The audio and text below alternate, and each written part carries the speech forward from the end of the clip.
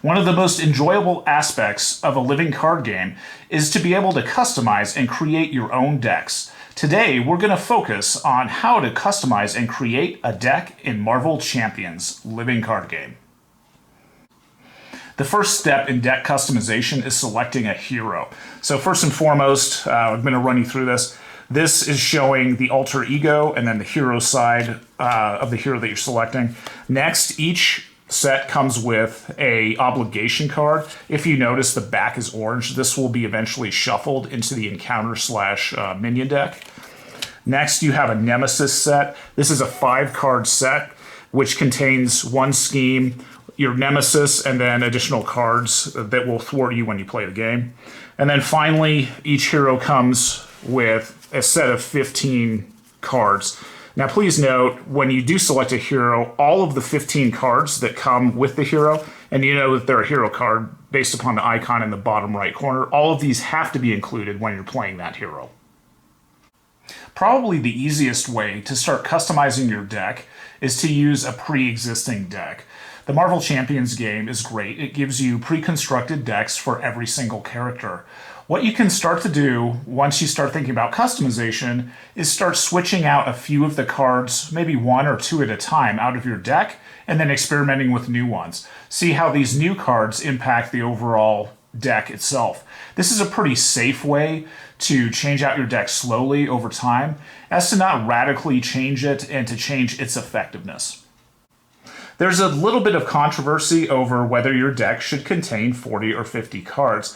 I would always recommend using 40 cards, and what that does is it allows you to use the cards you like more frequently. As you add more and more cards to your deck, let's say you have 50, it dilutes and it makes it less likely for you to get the cards that you really want. Some people are on the other side of the fence on this argument, and they claim that having more cards in your deck is actually better. In Marvel Champions living card game, if your draw deck runs out, you have to instantaneously draw an encounter card and you have to resolve that encounter card. Some players feel that by playing 50 cards, they're going to get less encounter cards over the course of the game and it's going to make it easier. This is a choice that you'll have to make for yourself. I myself recommend using a 40-card deck. Some people do like using a 50-card deck. First, I'm going to give you the basic rules of card customization. Your deck is to contain anywhere between 40 and 50 cards.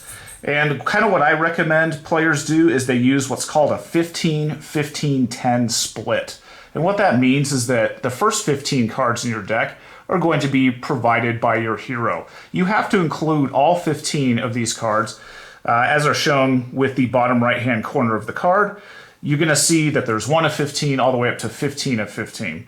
Next, you're going to select 15 cards from one of the 4 aspects. In this case, we have Justice, so there are 15 cards selected for this suit. And then finally, I recommend adding 10 basic cards to your deck. So that gives you 40 cards to play with right out of the gate. There is a maximum number of cards that you can place into your deck, and when you're doing the deck building phase, it actually says it on the card. As an example, the Genius card on the left indicates that you can only have 1 Genius card per deck. In the middle, we have the Power of Justice, and this has a restriction of 2 per deck. If there are no restrictions on the card, as in the card followed on the right, you can place a maximum of 3 of those into your deck. So every single card in the game, you can place either 1, 2, or 3 as a maximum into your deck. Just because you can place 3 of any one card into your deck, you might not want to do that.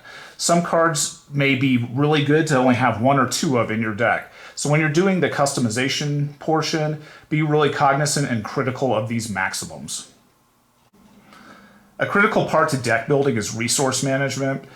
What I'm showing you on the screen right now is a recommendation for any deck to build sort of the foundation of your resources. So the first thing that, in my opinion, you want to do is put 1 copy of Energy, Strength, and Genius into your deck. As you can see in the bottom left, these will provide 2 resources. These are very critical in getting your cards into play quickly and effectively. Without having these in your deck, you might kind of stall out and really not be able to play a lot. And your turns are going to be kind of slow and a little bit clunky. You're not going to be able to do very much. The next thing that I'm going to recommend is that each suit has 2 cards that you can place into the deck. As an example, for the Justice aspect, we have the Power of Justice. These cards will provide you 2 resources if you're using them on this suit-specific cards. Thus, if I'm trying to play a Justice card, I can use and expend the Power of Justice to provide 2 of those Justice resources when I'm playing that card.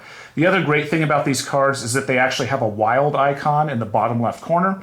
So if you're not using it for that suit or that color, it will provide you a wild resource, which is fantastic.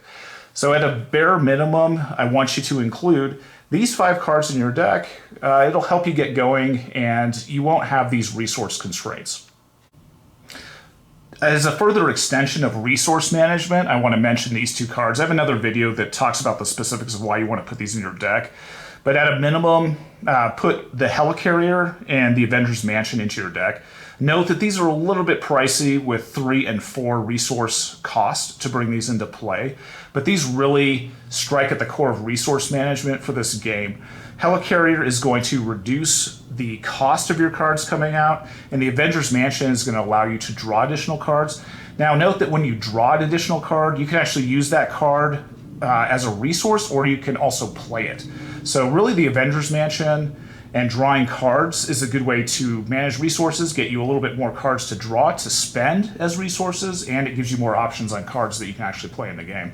So I recommend that each deck contains 1 Helicarrier and 1 Avengers Mansion. From a perspective of raw survivability, another card that I recommend just placing 1 copy into your deck is the Endurance card. This is going to add 3 hit points to your character and will increase the survivability of your character greatly. Something else that I want to recommend when you're building your deck is to make sure that you have roughly 4 to 5 allies in your deck. This is a good starting point for customizing and building your deck. One card that's pretty good to put into any deck is Nick Fury. I have another video which kind of tells you why you're putting Nick Fury into play. Another sort of nice generic one is Mockingbird. It gives you a free stun from time to time. It also has 3 hit points, so you can use it to thwart an attack intermittently. Then I want you to focus on your aspect-specific allies. So in this case, we have Daredevil and Jessica Jones that we're going to be placing into our customized deck. If you look at this, these are nice cards to put into play. They typically cost anywhere from 3 to 4 resources, and they have roughly 2 to 3, even 4 or 5 hit points, depending on which version of ally you're putting into play. Please note, though, that having 4 to 5 allies is a good basic place to start when you're building a deck. If you have no allies in your deck, sometimes the game can get a little bit rough. You don't have that blocking and that defense from your allies, so you always have to be soaking up damage from the villain, which can be pretty tough sometimes. Also, allies offer additional benefits and perks, thus you could add a little bit of thwarting and attacking per turn, and they all have different special abilities. So in building and customizing your first decks, always try to focus on anywhere from 4 to 5 allies in your deck. Now that your deck has resources and allies built into it, let's focus on the events and support cards as well. Probably the best place to start is pick anywhere from 3 to 4 different cards and add 2 to 3 of those each to your deck. Basically what you want to do is give yourself the opportunity to get some of the cards over and over again, and that gives your deck replayability and repeatability.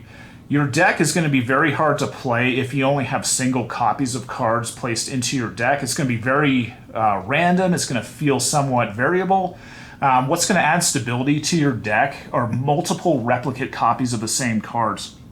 So go ahead and examine your aspect and select cards that you think look pretty good and you wouldn't mind playing and that you would think are actually enjoyable. What I'd recommend from this point on is that make sure that they're roughly around 1 to 2 resource cost. You don't want to get so expensive in your deck that it's really hard to play those cards. So try to keep it capped around the 2 or the 1 mark. And that's a good way to actually move forward.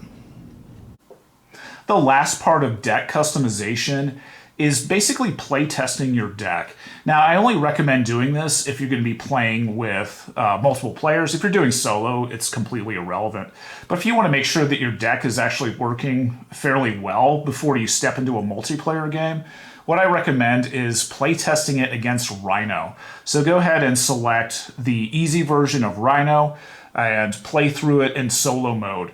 What you're looking for is to see if your deck feels clunky, if it feels disjointed. That's kind of what you're looking for. Is it effective? Is it ineffective? Are there too many different types of cards in the deck? Is it not very repeatable? Is it not very reproducible? These are things that you're going to be looking at. You want consistency when you're playing, especially a multiplayer game. You want to know what your deck does.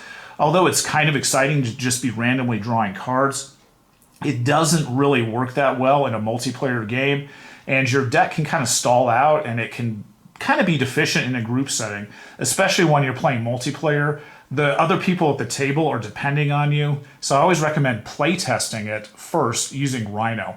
And I would do it anywhere from 2 to 3 times before a game session with your friends. It just gives you that certainty, and it gives you that assurance that you kind of built it correctly.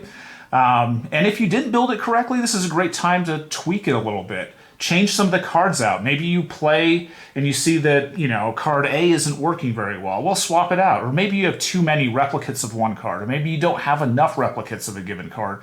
So you can go ahead and make those little tweaks and then play test it again. So play test, play test, play test, especially if you're going into a group game.